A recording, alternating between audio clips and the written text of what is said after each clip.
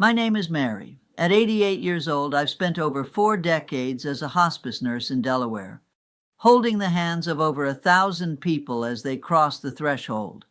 My friends thought it was morbid, but I was drawn to it by a fascination with truth. You see, most of us spend our entire lives performing. We wear masks of strength, wealth, or being fine while we're actually drowning. But in that final room, under the soft glow of the monitors, the performance ends. The truth is that people don't become honest until they are dying. That is the moment every mask falls away, revealing the most raw, authentic version of a human being you will ever witness. I've seen people leave as gently as a fading candle, and others leaving in a state of sudden, sharp realization. If you understand the pattern I've seen, you won't be the one looking back with regret. The first thing that hit me when I stepped into room 202 wasn't the scent of antiseptic, it was a relentless, chaotic wall of sound. I had expected a hospital-like hush, or at least the dignified silence of people in the twilight of their lives. What I got instead was a full-scale assault of institutional noise. From every corridor, through every half-closed door, televisions blared. It wasn't music or art, it was sensationalist news cycles and game shows with canned laughter and jarring jingles. I realized a heartbreaking truth. The staff didn't turn these on because the residents wanted to watch them. They turned them on because they viewed silence as an enemy to be defeated. To the busy caregivers, the TV was an invisible sedative, a way to fill the vast, aching void in the souls of the elderly whom they didn't have the time to talk to.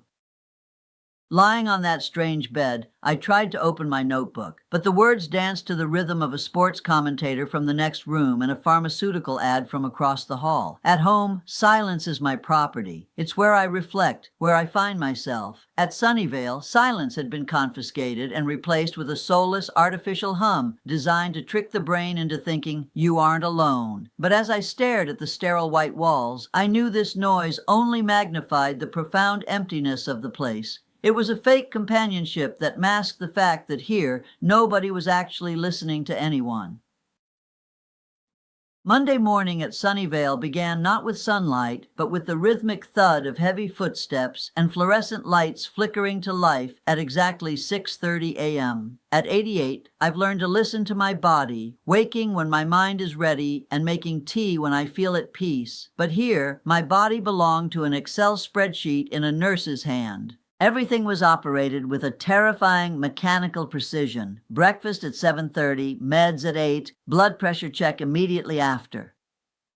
I sat across from Arthur, a former university professor with sharp eyes hidden behind thick lenses. Arthur spent nearly 15 minutes trying to explain to a young aide that he didn't want sugar in his coffee. "It ruins the original roast, dear," he said, his voice trembling but firm. The aide, wearing a practiced customer service smile and radiating busyness, nodded while briskly tearing open a sugar packet and dumping it in. "You need the energy for the morning, Arthur," she chirped, pushing her cart away before he could utter another word.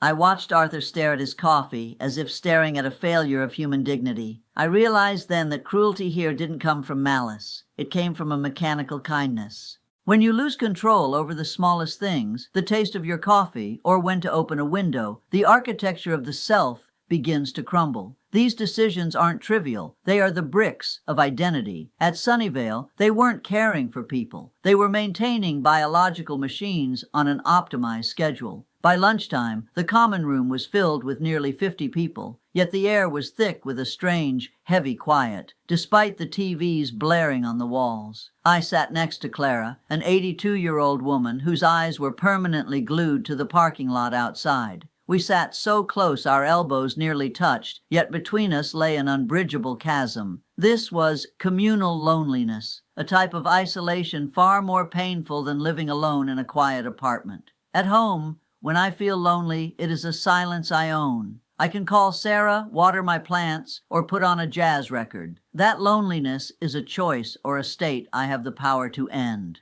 But at Sunnyvale, loneliness is a collective sentence. Everyone is forced to be together, eating the same bland soup and staring at the same screens, yet their souls are entirely partitioned. I watched a group of residents being instructed to play with a plastic ball, an activity that looked more like a preschool class than a gathering for people who once ran businesses or raised entire generations. I saw the exhaustion in Clara's gaze when she turned to ask me, "What day is it again?" She didn't ask because she was losing her mind. She asked because in this place, time loses all meaning when every day is a soulless carbon copy of the one before. They weren't individuals with stories anymore. They were ghosts waiting together for something no one dared to name. On the afternoon of the second day, I decided to test the limits of my freedom. I saw a worn leather armchair tucked in a corner of the lobby where the late-day sun hit most brilliantly. I wanted to move it just a few inches so I could clearly see the oak trees outside, the only thing reminding me of the world beyond the glass. But the moment my hands touched the armrest, an aide gently but firmly stopped me. "Evelyn, let's not do that. We keep the chairs where they are for safety. We wouldn't want anyone tripping, would we?" She smiled, a smile full of concern but cold as ice. I froze. I realized Sunnyvale was built on a single philosophy: absolute safety. But the price of that safety was the total neutralization of individual will. Every object had to stay in its place. Every action had to follow the flow. Any change was seen as a risk.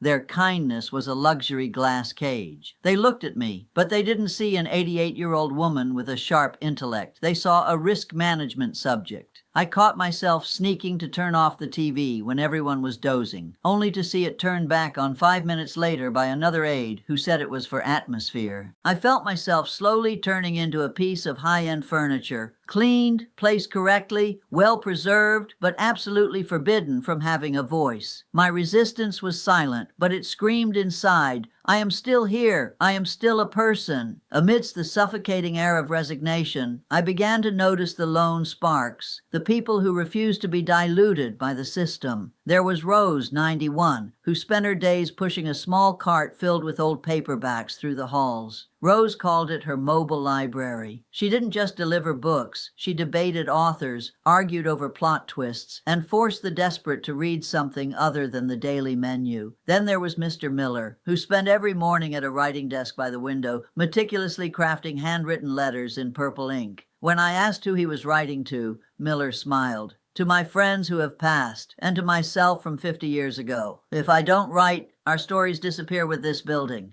I realized a shocking truth. The people who thrived at Sunnyvale were the ones with a self-appointed mission. They didn't live because they were being cared for. They lived because something still needed them. Rose lived because those pages needed to be turned. Miller lived because those memories needed to be recorded. They moved differently, spoke differently, and their eyes weren't fixed on the parking lot like Clara's. They had created a prison of meaning inside this prison of safety. They weren't waiting for death to collect them. They were busy living until their very last breath, guarding their dignity through small, defiant acts of purpose. On my final morning, I sat with Clara one last time. She took my hand. Her skin felt like parchment, thin and cold. "Do you know what I miss most?" she whispered, her voice like dry leaves rustling. "I miss the smell of burnt toast in my own kitchen. I miss the feeling of holding a heavy kettle, even when my hands shake."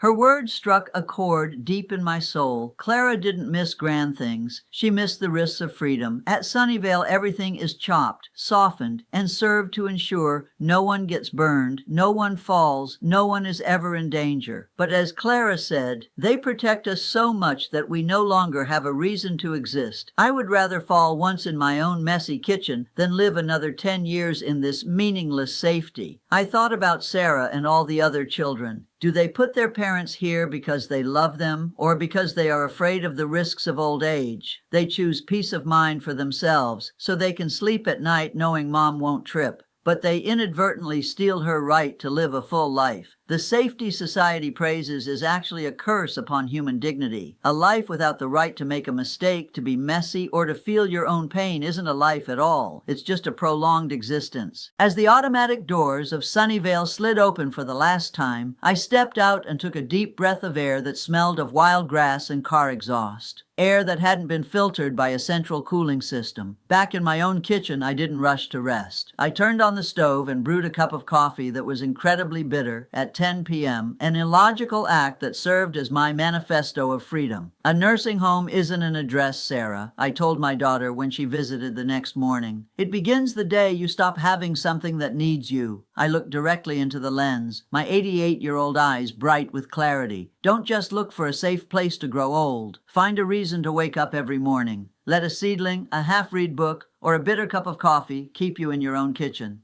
The screen fades as I pick up a watering can for the parched plants on my balcony, smiling under a brilliant sunset. I am still here. I am still me.